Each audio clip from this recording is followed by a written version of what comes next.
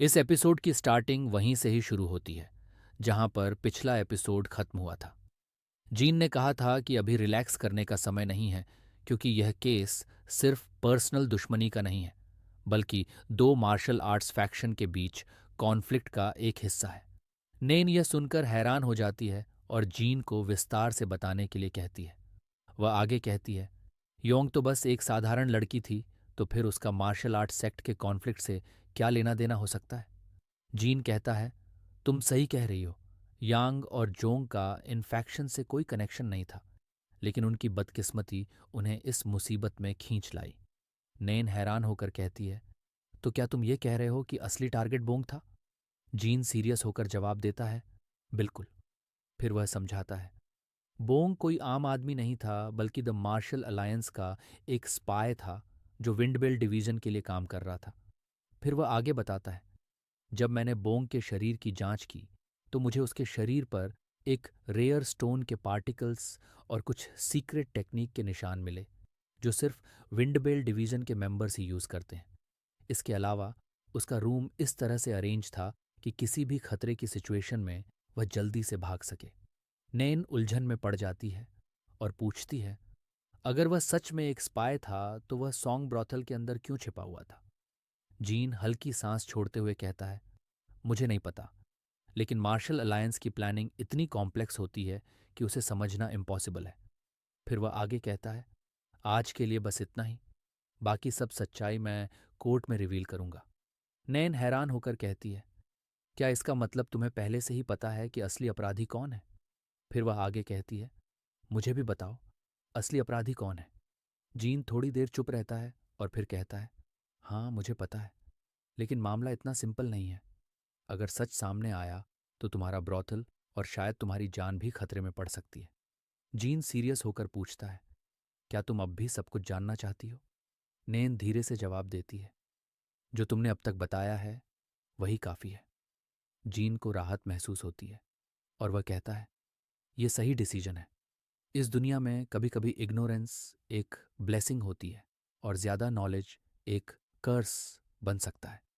फिर वह नैन से वादा करता है, कल कोर्ट में जो जानना जरूरी होगा वह तुम्हें पता चल जाएगा। सीन चेंज होता है और हमें रात का सीन दिखाया जाता है। हम देखते हैं कि जीन अपने घर आता है, लेकिन उसे वहां कुछ अजीब महसूस होता है। वह अपनी तलवार कसकर पकड़ता है और अचानक बोलता है, इतनी ठंडी रात में छिपकर खड़े रहने से तुम्हारी स्किन खराब हो सकती है, तो इसलिए तुम अंदर आ जाओ। अगले ही पल एक अनजान व्यक्ति उस पर हमला कर देता है। जैसे ही वह अंदर आता है, एक फियर्स बैटल शुरू हो जाती है। हमलावर जीन की स्किल की तारीफ करता है और कहता है, तुमने अभी तक अपनी स्किल्स बरकरार रखी हैं।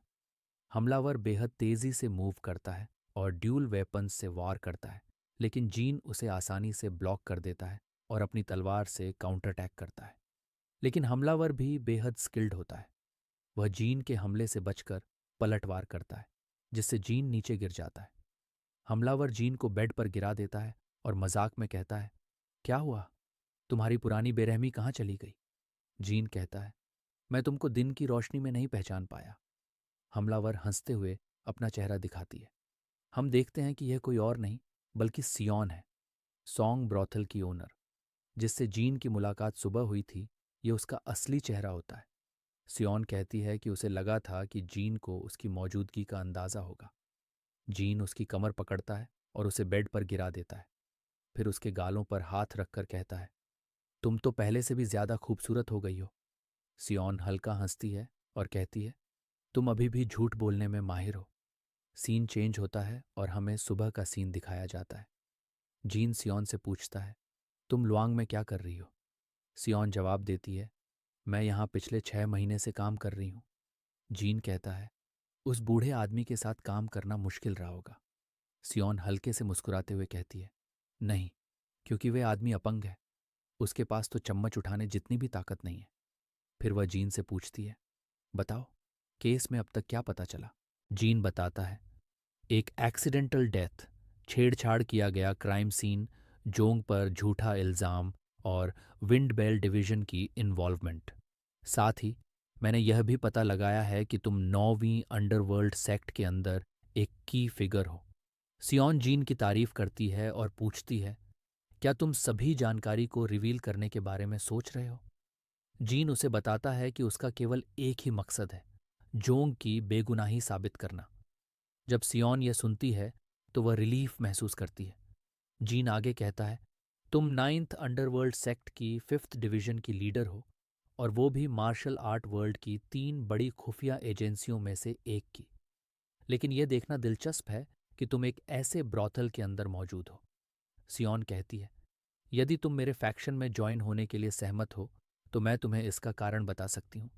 जीन उसे आसानी से मना कर देता है, ये कहते हुए, तुम्हें जवाब पहले से ही पता है।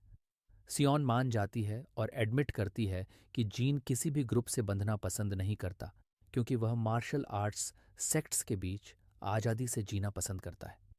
सियोन उसे बताती है, अगर यह सच रिवील हुआ तो मिलिट्री अलायंस इसमें हस्तक्षेप करेगा, जिससे मुझे और मेरी टीम को पीछे हटना पड़ेगा।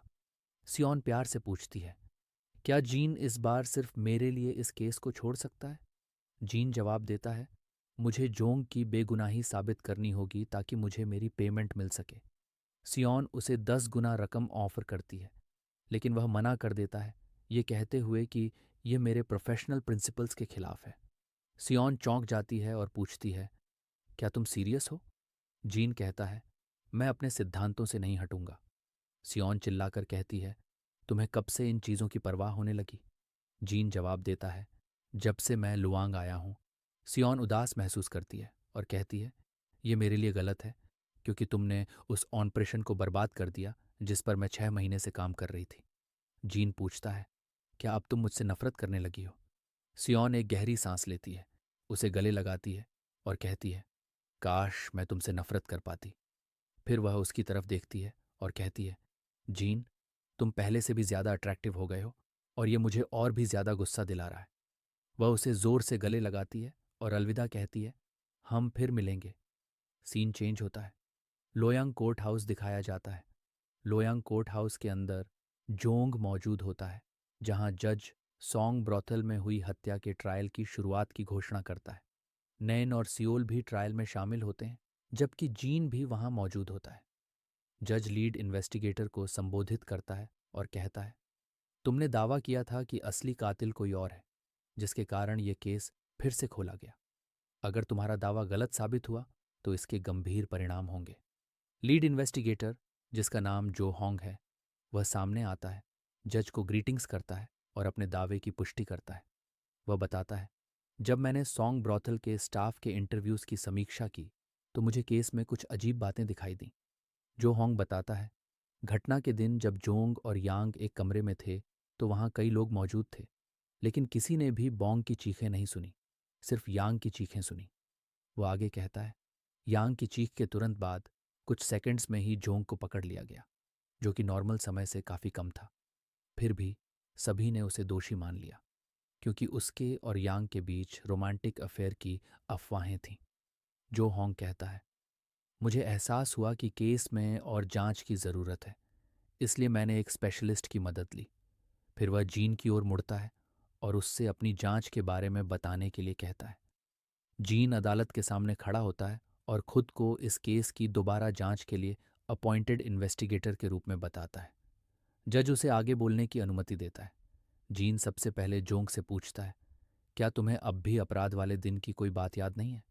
जोंग कहता है, मुझे कुछ भी याद नहीं, और इसलिए मैं इस केस में कुछ भी गवाही नहीं दे सकता। जीन यह सुनकर अदालत को बताता है कि उसने मार्शल आर्ट्स फैक्शंस के बीच काम करते हुए एक रेयर और सीक्रेट पॉइजन के बारे में जानकारी इकट्ठा की है। वह बताता है कि इस पॉइजन को माहो कहा जाता है। ये एक घातक जहर है, जिसे अक्सर महिलाओं को निशाना बनाने के लिए इस्तेमाल किया जाता है। ये पूरी तरह रंगहीन और गंधहीन होता है, और एक बार शरीर में प्रवेश करने के बाद इसे पहचान पाना लगभग असंभव हो जाता है। जीन विस्तार से बताता है कि घटना वाले दिन असली कातिल ने यह जहर जोंग के ड्रिंक में मिला दिया हो सकता है, या उसे इसका पाउडर इनहेल करवा दिया गया होगा। जीन बताता है कि जो भी इस जहर का शिकार होता है वह जहर देने वाले के आदेशों को मानने के लिए मजबूर हो जाता है।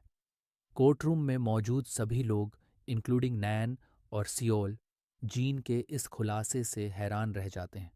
जो होंगजिन के दावे को सही बताता है, जिससे जज जीन को आगे जारी रखने के लिए कहता है।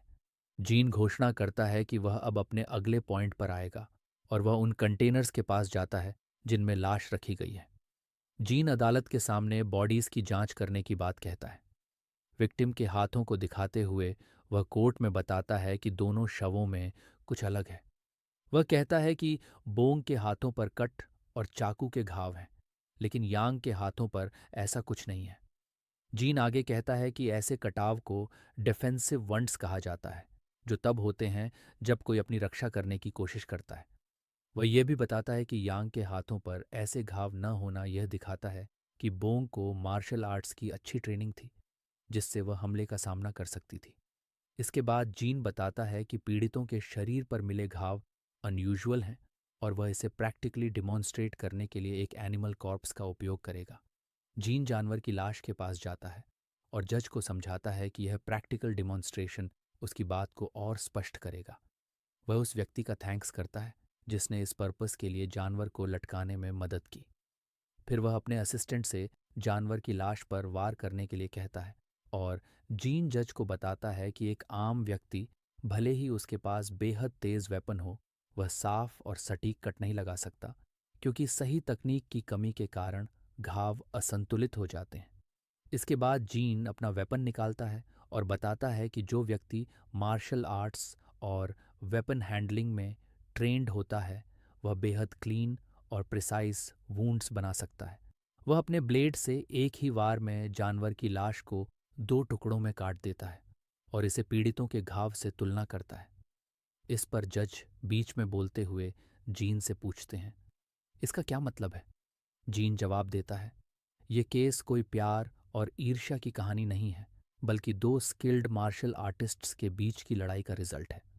फिर जीन आगे बताता है कि यह केस इतना इम्पॉर्टेंट है कि इसमें मिलिट्री अलायंस के इंटरवेंशन की ज़रूरत है। जीन फिर समझाते हुए बताता है कि देश के अंदर और बाहर बढ़ती अशांति के कारण रॉयल फैमिली की पावर धीरे धीरे कम हो रही है, जबकि मिलिट्री अलायंस लगातार स्ट्रॉन्गर हो रहा है।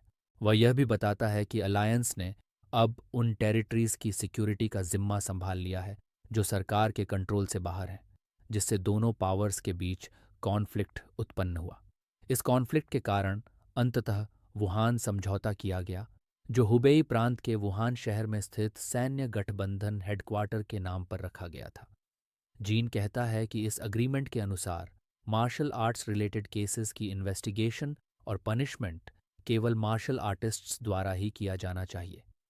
जज इस केस की कॉम्प्लेक्सिटी पर विचार करते हुए स्वीकार करता है कि मिलिट्री अलायंस का इंटरवेंशन वास्तव में ज़रूरी है। वह जीन से पूछते हैं, क्या यह सही है? जीन हाँ कहता है। जीन आगे कहता है कि बोंग और यांग के शरीर पर 80 से ज्यादा घाव हैं।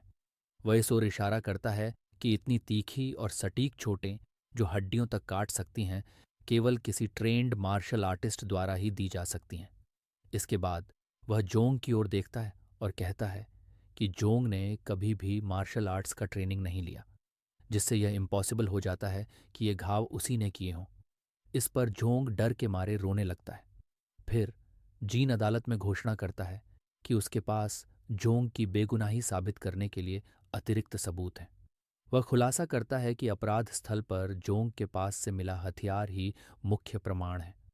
जीन चाकू को पकड़ते हुए बताता है कि यह एक साधारण रसोई का चाकू है। अगर इससे हड्डियां काटी गई होतीं तो इस पर साफ तौर पर घिसाव या टूट फूट के निशान होते। इसके बाद जीन अदालत को समझाता है कि बोंग की एक पसली पर एक असाधारण रूप से तेज और सटीक धारदार हथियार से किया गया घाव मिला है, जो किसी साधारण रसोई के चाकू से संभव नहीं है। फिर वह अदालत को बताता है कि असली हत्यारे ने अपराध स्थल को इस तरह से बदला कि जोंग दोषी लगे, लेकिन वह सभी सुराग मिटाने में असफल रहा।